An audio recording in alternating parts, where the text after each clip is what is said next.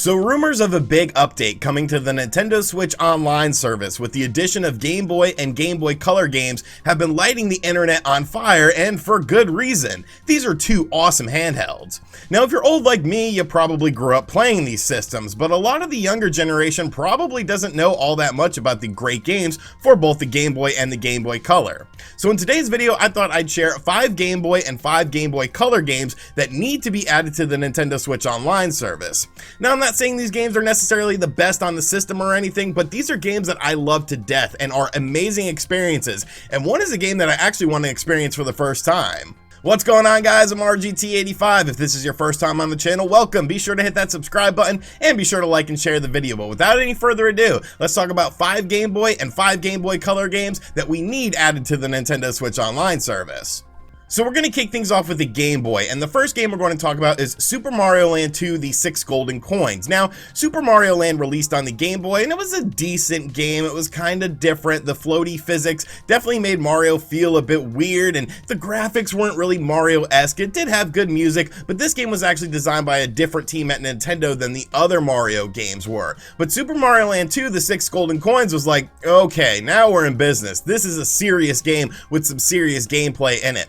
Of course, one of the cool things about Super Mario Land 2: The 6 Golden Coins was just sort of how the game worked. You had this big overworld map, and you could go to different levels at your leisure in order to go through the different segments of these levels and then fight a boss battle in order to get one of the 6 golden coins. When you got all of the 6 golden coins, you met Wario for the first time, who was introduced into this franchise in this game, and he was the final boss battle. This game was filled with great graphics, excellent music, some of the best music in Mario games in my opinion. The Wario theme song is absolutely awesome. The moon level, I can't recall the name of it right now, but the second part of the moon level was just so cool. Do do do do do do do do do. Like, that song is a bop. I don't care what anyone says. And of course they included new power-ups such as the bunny ears to let you fly through the levels. I got this game with my Game Boy as a youth and I absolutely loved it. There's so many cool things in here, secret levels as well that you can access. A great game from top to bottom, a console quality game on the Game Boy,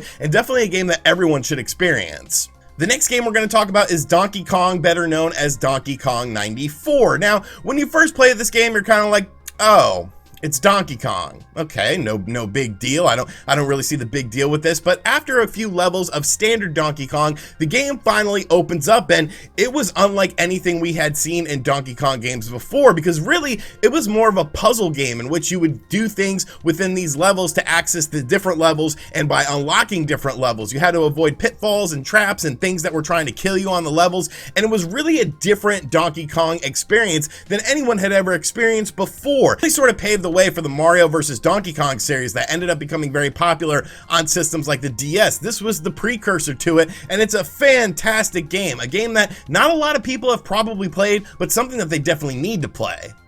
Now, like I said in the intro, there's one game on this list that I have never experienced, and it's something that I want to experience, and that is Kid Icarus of Myths and Monsters. Now, I'm not a big fan of Kid Icarus on the NES. I think it's one of the most overrated games of all time. Please don't get mad. It's just my opinion. I never really saw the appeal of that game. Of course, I did enjoy Kid Icarus Uprising on the 3DS. I thought it was fantastic, but I completely forgot that there was a Game Boy game, and the Game Boy game seems to be very well received by people. It sort of advances what Pit is doing. It has better graphics than the NES game, and the levels are a bit different than how they were in the first game. This is a game, like I said, I've never experienced it before, but I want to experience it because I think this would look so good on that fancy Nintendo Switch OLED screen. So Kid Icarus of Myths and Monsters, a game I've never checked out, but a game I definitely want to check out.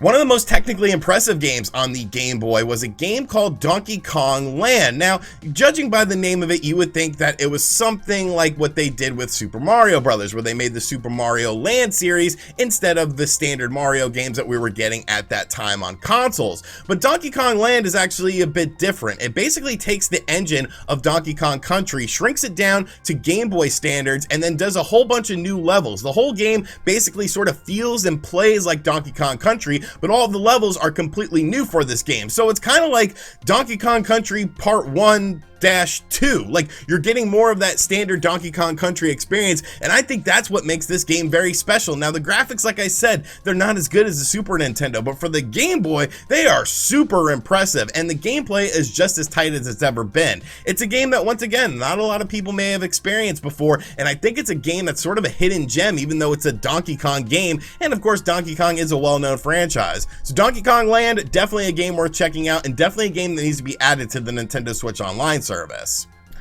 And I'm kind of cheating with this one. Yes, it's technically 2 games, but whatever. I'm just going to lump them together. And that is Pokemon Red and Pokemon Blue, the classic Pokemon games that started out everything. The games that I first played when I was like 12 or 13, and I fell in love with Pokemon. I used to go over to my buddy's house at 6 in the morning before school started because they would show the Pokemon cartoon. I had Pokemon Red, he had Pokemon Blue. We would play at the same time. We used the link cable and stuff like that.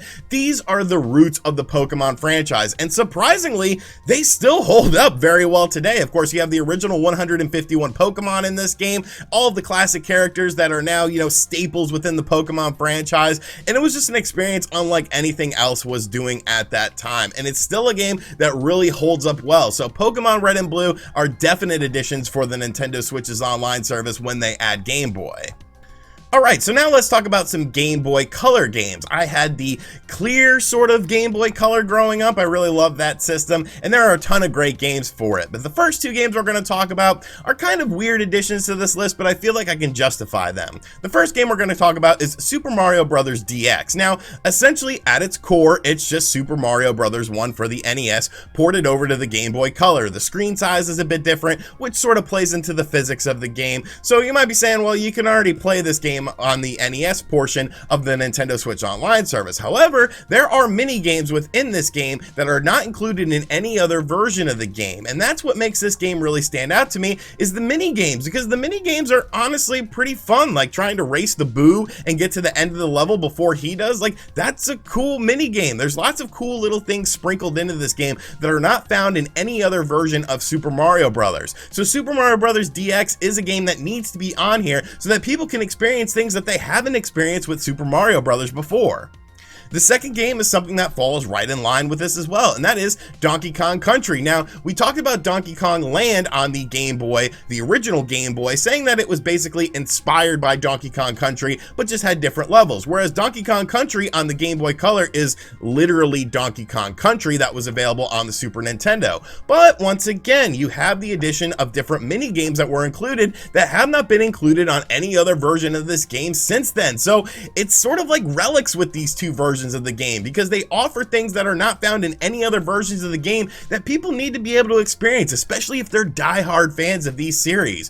Next up is arguably my favorite game on the Game Boy Color, and that is Metal Gear Solid. Now, upon first glance, you might be thinking, well, what do? Did they port over like the MSX games over? Did they shrink down Metal Gear Solid from the PlayStation 1? And the answer to both of those is no. This is actually a built from the ground up game on the Game Boy Color starring Solid Snake. It takes place within the Metal Gear universe. There are new characters that you interact with from the franchise. It's sort of debatable on whether this game is canon or not, because these characters never really make appearances, the newer characters that is, never really make appearances in any other sort of Metal Gear stuff. But what you're getting here is a fantastic stealth game that somehow manages to feel like Metal Gear Solid, even though it's from a top-down perspective. Excellent music, excellent cutscenes, a great story. This game offers everything that Metal Gear Solid 1 did on the PlayStation 1, but in a bite-sized portion with a brand new world and a brand new story and brand new characters. I absolutely love this game. It's super expensive to buy the cartridge of it, but this is a game that definitely needs to be on the Nintendo Switch's online service for the Game Boy Color.